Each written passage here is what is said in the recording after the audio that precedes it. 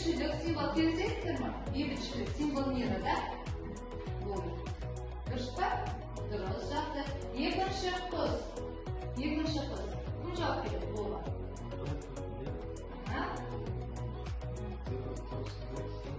Тәуелсіздік символы дұрыс па бала?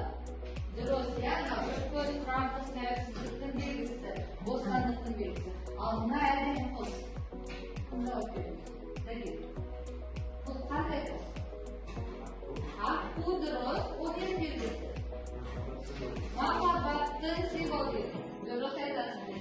Яғни бүгінгі сабақтың тақырыбы көз-көрпеш баян сұлу махаббат символы деп аталады. Яғни біз сендерге өткен сабақта көз-көрпеш баян сұлу жырын оқыдық қой, таныстық сол жырдың мазмұнын бекітеміз бүгінгі сабақта. Неліктен көз-көрпеш баян сұлу махаббат символы екеніне көзіміз жетеміз.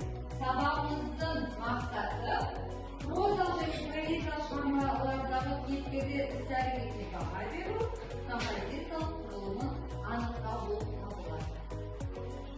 Ал енді бірінші өткен сабақта көз-көрпеш баян сұлу оқыдық, мазмұнымен таныстық, соны біз қайталап сұрақтарға жауап берейікші. Көз-көрпеш баян сұлу жырындағы басты кейіпкерлердің аты кім? Және главный герой. Баян сұлу өзі көрпеш. Дұрыс, көз-көрпеш баян сұлу. Жақсы. Қозының әкесінің аты кім?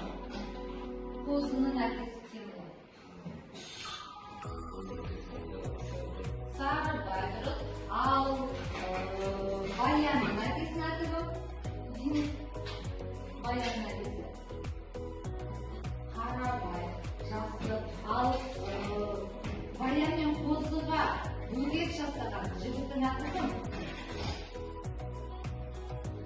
Как звали героя, который препятствовал баян? О, да, дұрыс айтасың. Ал жалпы бұл жыр не туралы? О чем? Махаббат туралы дұрыс айтасың. Жақсы. Бүгін біз тағы да осыны қайталаймыз. Ал балалар қазір ортаға келдік. Мына бізде менде әдемі қазақи асықтар бар, иә? Осы асықтарды қазір бәрін бір асықтан таңдайсыздар. Сосын не істерімізді мен айтамын, иә? Бір асықты таңдаймыз.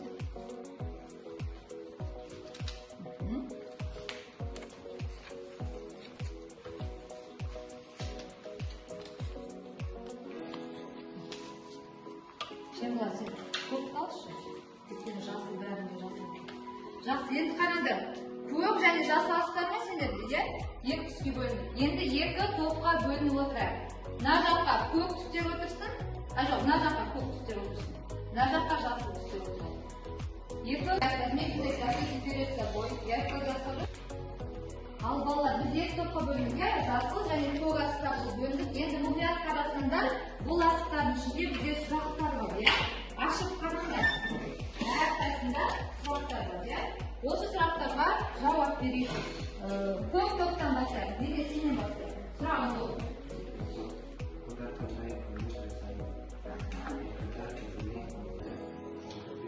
Қозыны өлтірді. Келсеңіз бе? Келсең, жақсы болға.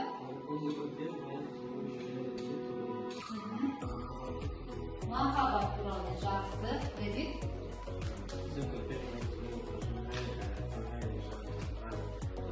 Қандай жанрға жатады, жақсы?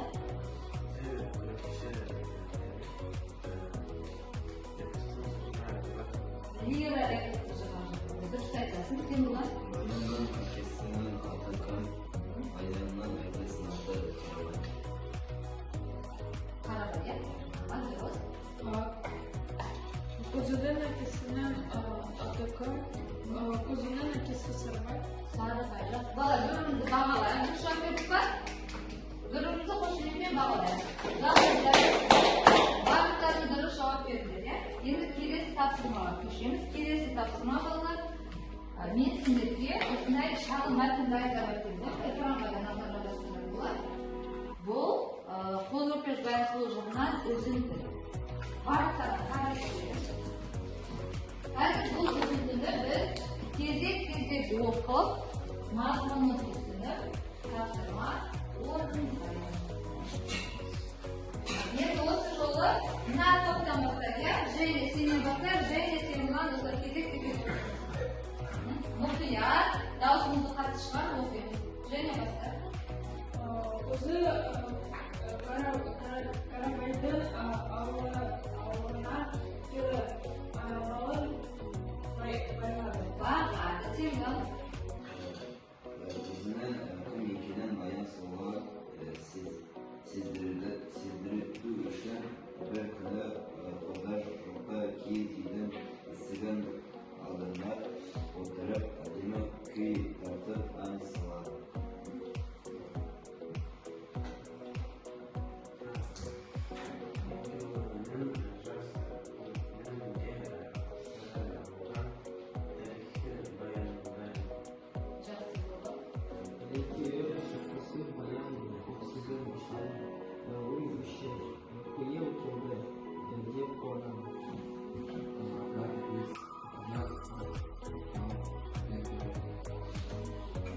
Бұл қодарға ұнайды.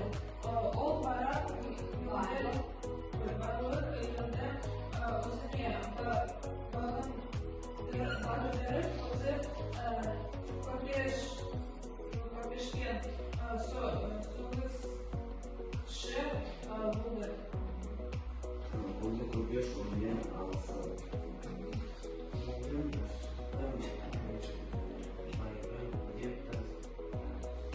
Балалар жаңа оқыған мәтін бойынша мәлімдеуде 3 сұрақ берген, сол сұрақтарға жауап берейік. Бірінші сұрақ, қоз өзін баянға қалай таныстырады? Сен жауап берші. Қоз өзін баянға қалай таныстырады? Мәтінмен қарастырады.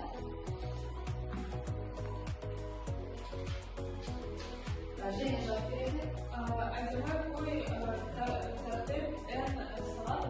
Дұрыс, әдемі күй тартып ән салып, өзі бұрын баянмен атастырғаны туралы баяндайды, иә? Екінші сұрақ, қодар не істеді? Қодар не істеді ма? Қоз өтпешті өтті, жақсы. Ал қозды кім өлтірді дейді, жаңа сұраққа ұқсас. Қоздың кім өлтірді? Қодар өлтірді, жарайсың. Ал енді балалар, топта жеке жұмыс істеуге кезек келді, иә? Былай істейміз. Бірінші топ көк астар тобы сендерге әдебиеттік лото деген карточка беремін. Мына жерге қараңдар. Бұл жерде сендер не істейсіңдер? Шығарманы атауын жазасыздар, авторы, басты кейіпкер, ол қандай адам, мысалы, қозы немесе баян туралы жазасыздар, және қандай жағымды қасиеті сендерге ұнады. Соны осы карточкаға қойсаңдар. Жақсы ма? Сендер бағалайсыздар, дескриптор. Барлық жұмыс жасайды, және кесең дұрыс оқытады. Дескрипторға назар аударады, жақсы ма? Ал енді келесі топ, жасыл аттар тобы сендер бұл жыр үзіндінің композициялық құрылымын анықтап, оқиғаларды сәйкестендіресіңдер. Мұнда оқиғалар берілген, соны біз сәйкестіреміз. Әңгіменің дамуы, басталуы, шарттар жүйелерге стрелочкамен белгілейміз, және дискриптор сендер бағалайсыңдар. Оценивается. Барлығы жұмыс жасады, яғни болармен бірге жұмыс жасау керек, және ақпаратты дұрыс сәйкестендіру керек. Ал осы карточкада жұмыс жасаймыз, бастаймыз.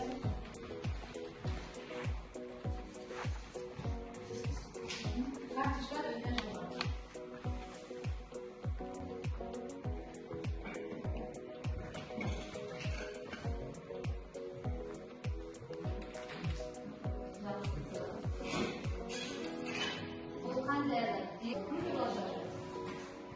Екеу туралы, иә? Мысалы, қозы қандай жазасың, мысалы, батыл дейсің, баян қандай, әдемі, сондай, иә? Түсінесіңдер, және көмектесеміз. Бірге жұмыс жасаймыз. Ал көк астар сендерден бастайық. Кезек оқиды, иә? Давид, бастайық, кезек оқиды. Тұрап, басын оқы, шығарманы.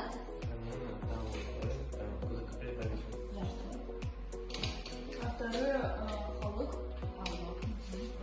Басты кейіпкер қозы көпеш баян сұлу.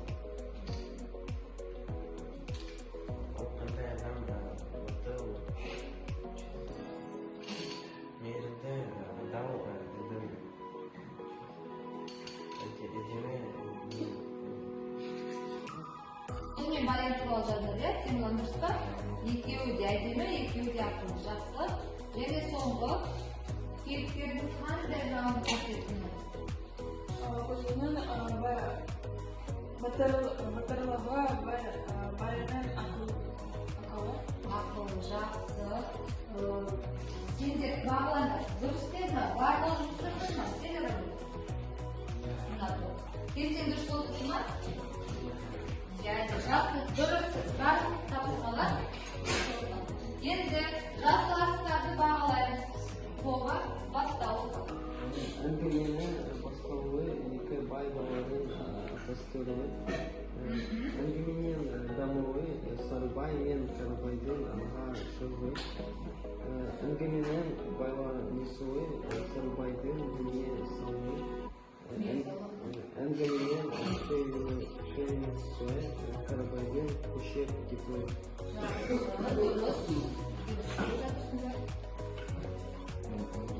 Әңгіменің шарықтау жігер Қарабай кітармен алынысуы.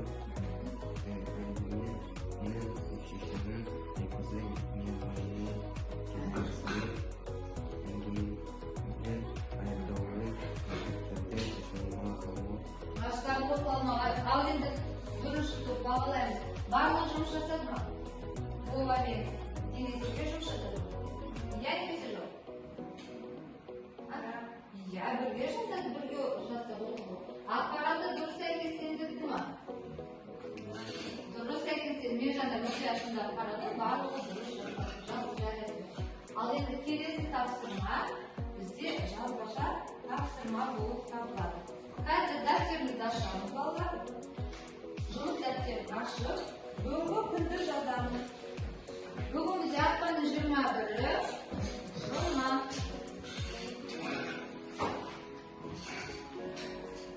Ақпанның 21-і жұма. Сынып жұмысы.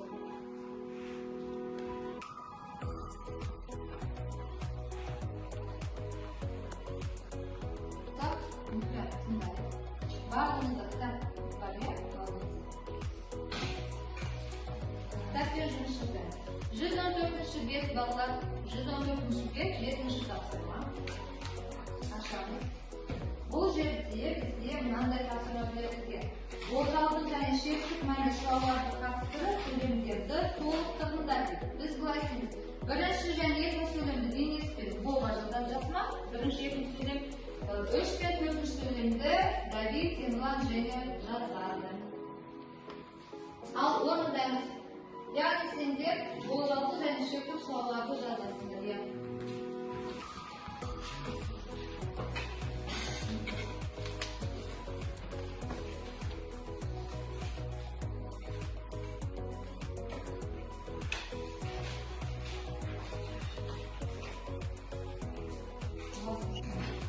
Ал балалар жазып болды, енді бір-бірімізді тексереміз. Дәптерді алмасамыз, жазу және соларды алмасамыз.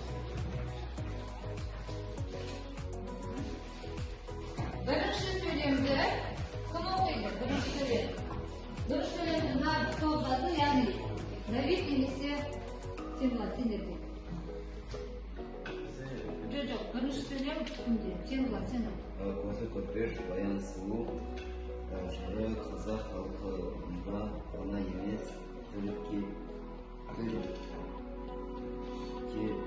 кектес Халықтарда да жырлана. Бақымызда солай ма балалар? Ғана деген шылам, иә? Жақсы, екінші сөйлем Давид.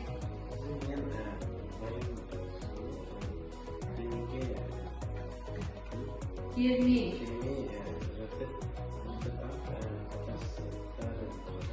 Ақ деген шылау дұрыс па? Бақымызда солай ма? Иә, жақсы. Үшінші сөйлем кімде?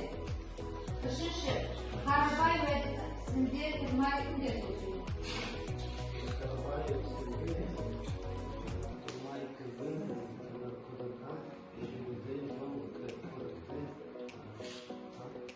Көрікті ақ деген шылау ма балалар?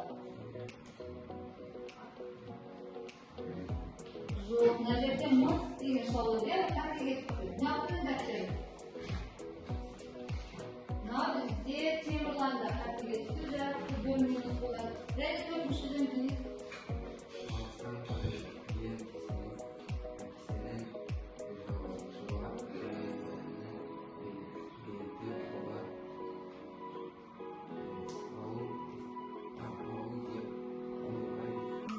олар ау деп бәрімізде солай ма? Ау деген солай ма? Иә, мына жерде жақсы жарайсыңдар. Тапсырма дұрыс орындалды. Енді балалар, біз соңғы тапсырмаға көшеміз. Мен сендерге осындай қағаз берем. Бұл қағазға былай істеңіз. Жігіттер қозы көрпеш туралы постер жасайды, жақсы ма? Ал көк асықтар тобы баян сұлу туралы постер жасайды. Яғни сендер олардың мінезін жазасыздар, олар не істеді, олардың қандай жағымды қасиетті сендерге ұнады, соны осы қағазға түсіреміз, жақсы ма? Осыған мен сендерге уақыт беремін, кірісеміз. Баян сұлу туралы постер жасаймыз.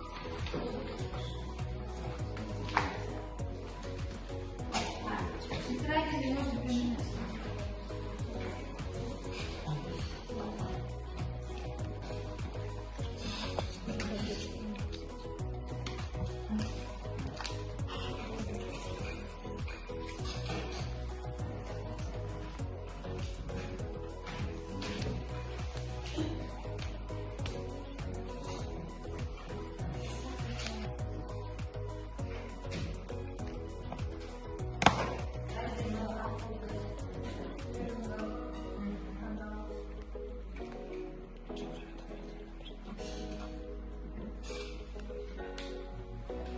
Баян сұлу.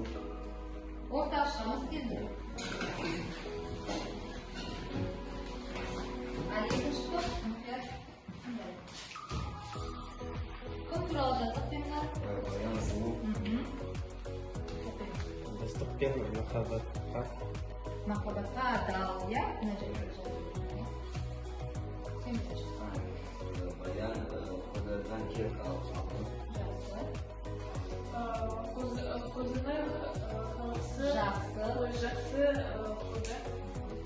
Баян әдемі ақылы. Сымбатты жек адам. Баян odil Адал. Шынайы махаббаттың символы.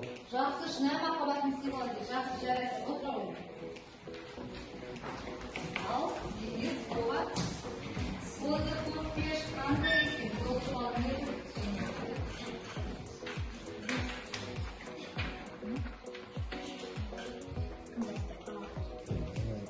Қозы көрпеш. Жас жігіт. Сарбай. Сарбай әдемі болады, жақсы. Бұл жүрек негізі адам. Шын жүректен баян сұлуды Шын жүректен баян сұлуды сүйеді, жақсы жарайсың.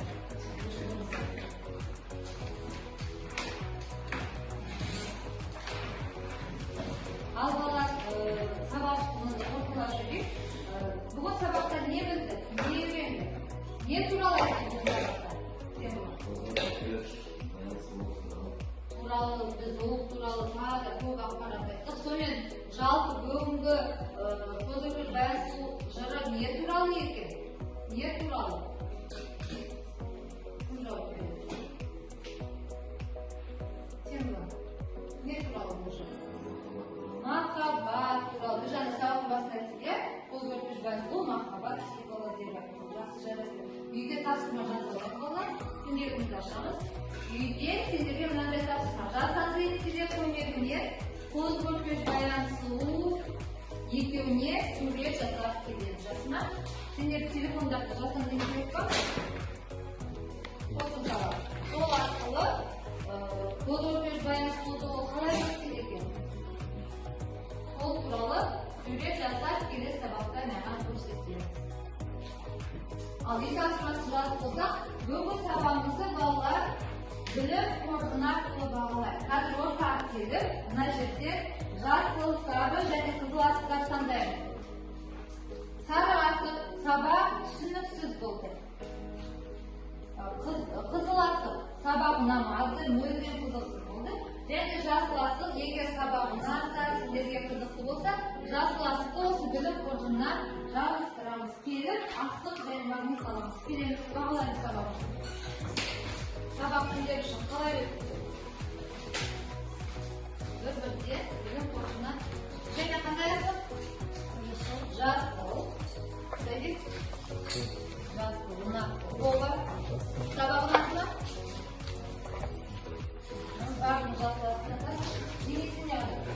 Жақсы.